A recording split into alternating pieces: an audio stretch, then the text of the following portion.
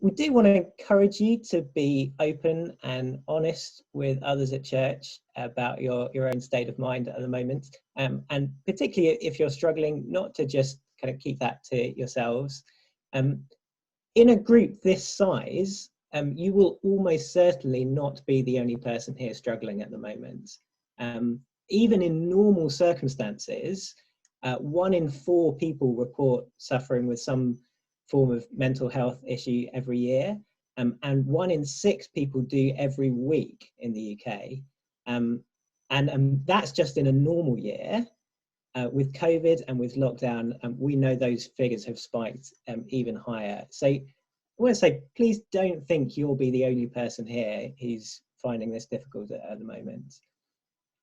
I think one of the things that often makes it hard for us to feel like we can be honest about issues like anxiety or depression as Christians is that we feel a bit guilty and ashamed about struggling with them.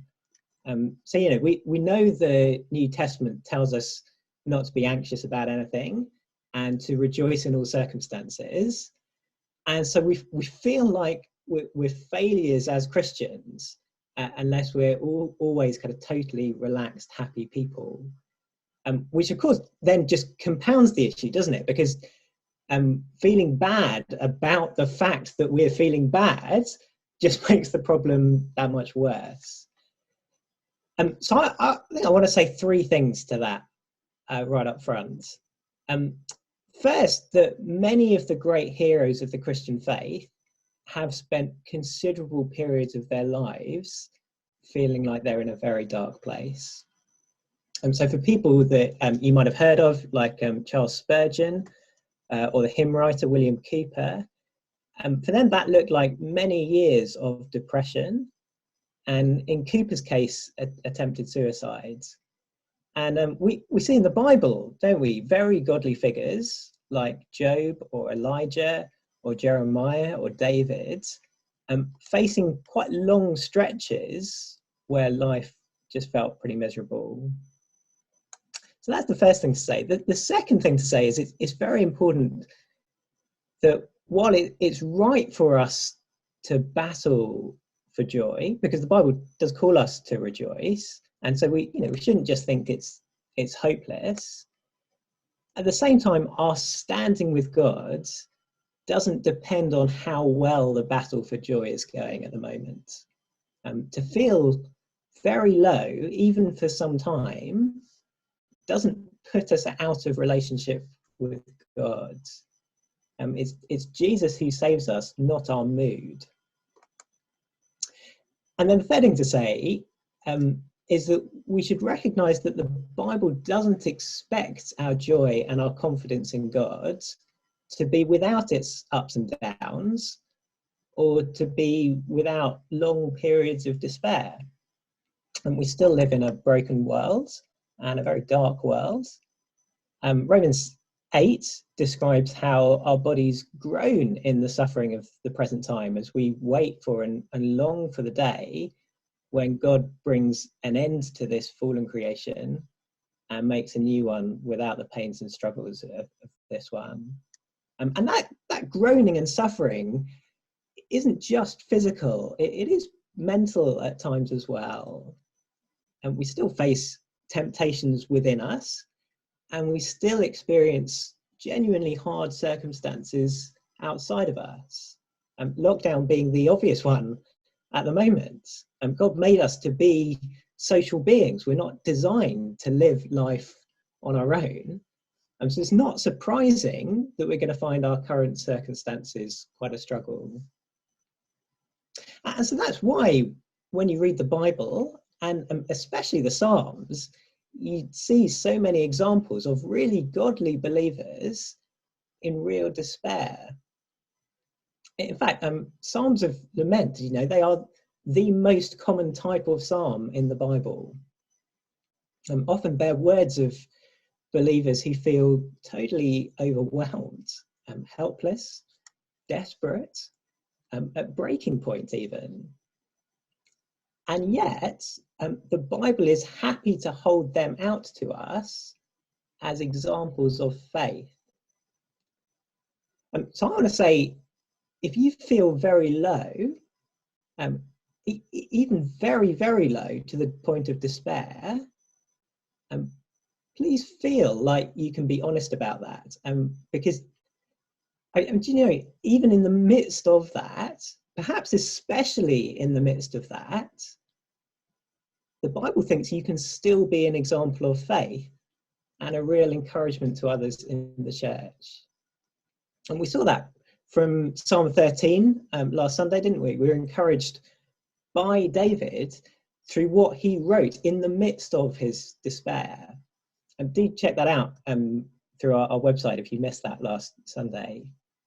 And we were encouraged through seeing the example of what David did with his despair. And I think that is one of the most helpful things we can do.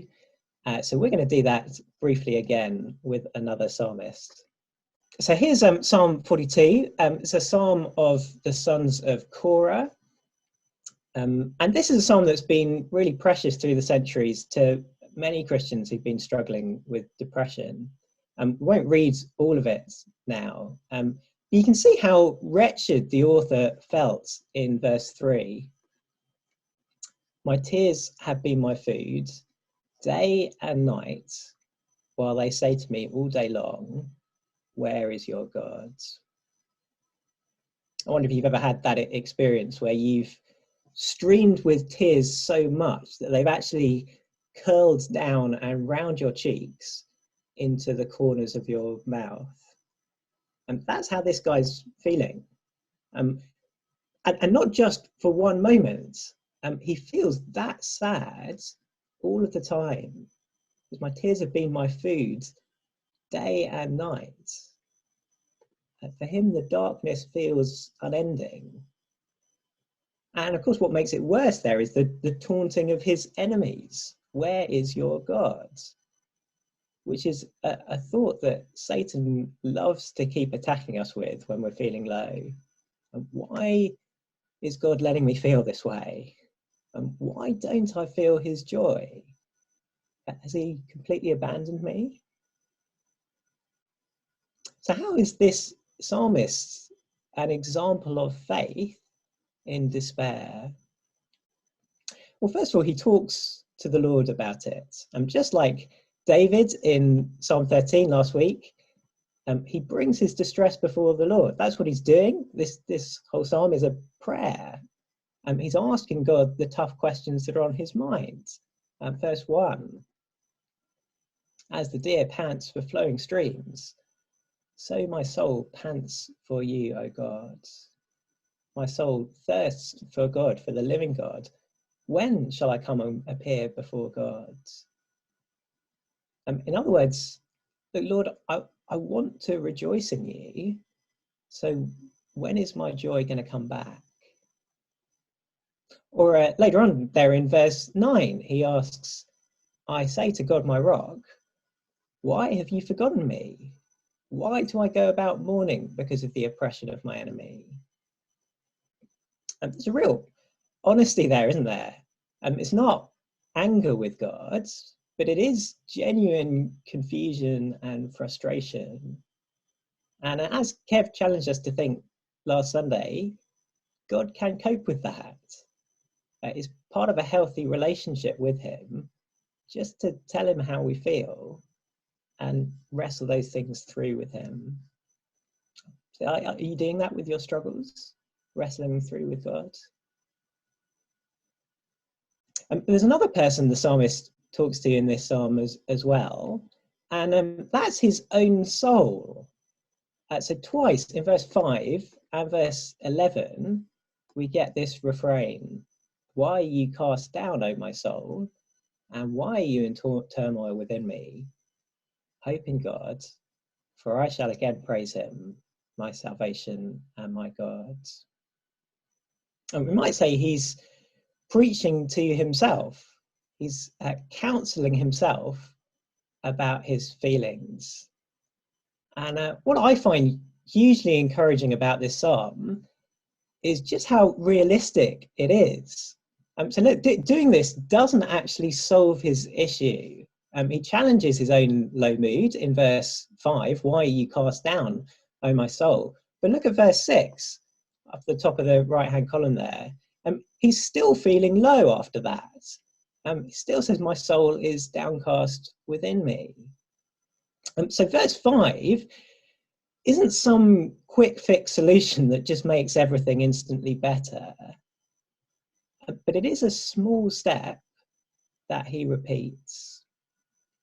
And the small step is to remember that even if life feels very dark now, and actually even if it keeps feeling dark for a while, it won't always feel like that. Hope in God, for I shall again praise him, my salvation and my God. I might not feel like rejoicing right now, but I know that God has promised me joy. And so I know that one day I will feel that joy again. Because if not before then, at least on that day when I enter Jesus' kingdom, I'll feel more joyful than I ever did in this life. And that is how I'm going to feel all the time for the rest of eternity. And so, yes, I'll keep fighting for joy even now.